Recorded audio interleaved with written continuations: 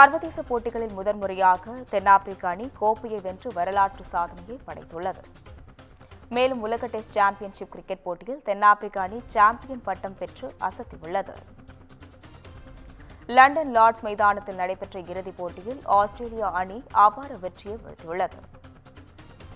தொடக்க ஆட்டக்காரர் மார்க்ரம் 207 பந்துகளில் 136 ரன்கள் சேர்த்து அணியின் வெற்றிக்கு வித்திட்டார்.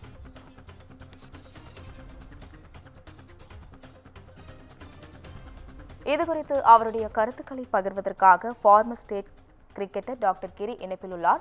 வணக்கம் சார். தற்பொழுது தென்னாப்பிரிக்க அணி சர்வதேச வரலாறு படைத்த வெற்றியை கண்டுள்ளது. அது குறித்து உங்களுடைய கருத்துக்களை பகிரலாம் சார். இது ரொம்ப சந்தோஷமான நாள். ஏன்னாக்கா உலகத்துல இருக்கிற எல்லா கிரிக்கெட் லவர்ஸும் சவுத் ஆப்பிரிக்கா எப்படியாவது வின் பண்ணி டிராஃபி அடிக்கணும்ட்டு ப்ரே பண்ணாங்க. அது நல்லா தெரியும் எனக்கு.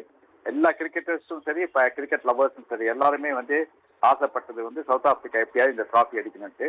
அதுவும் ஒரு பிக்கஸ்ட் விக்டரி, கிரேட்டஸ்ட் விக்டரின்னு சொல்லலாம். எப்படின்னாக்க 4th இன்னிங்ஸ்ல 282 சேஸ் பண்ணி அடிக்கிறதுக்கு சாதாரண விஷயம் இல்லை. அது ஃபர்ஸ்ட் இன்னிங்ஸ் 330 ஆல் அவுட் ஆயிட்டு அப்புறம் இந்த மாதிரி அடிக்கிறது ரொம்ப பெரிய விஷயம். அது biggest hero national hero Markram, Aden Markram. அவரை சல்யூட் பண்ணணும். அந்த மாதிரி ஒரு இன்னிங்ஸ்.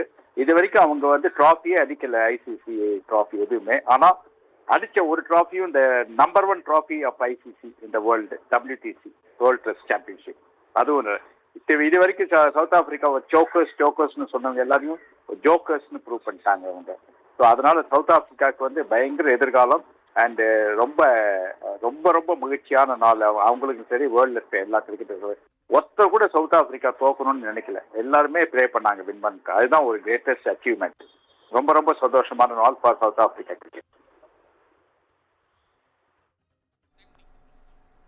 இணைப்பில் உங்களுடைய கருத்துக்களை பகிர்ந்ததற்கு நன்றி சார். நன்றி.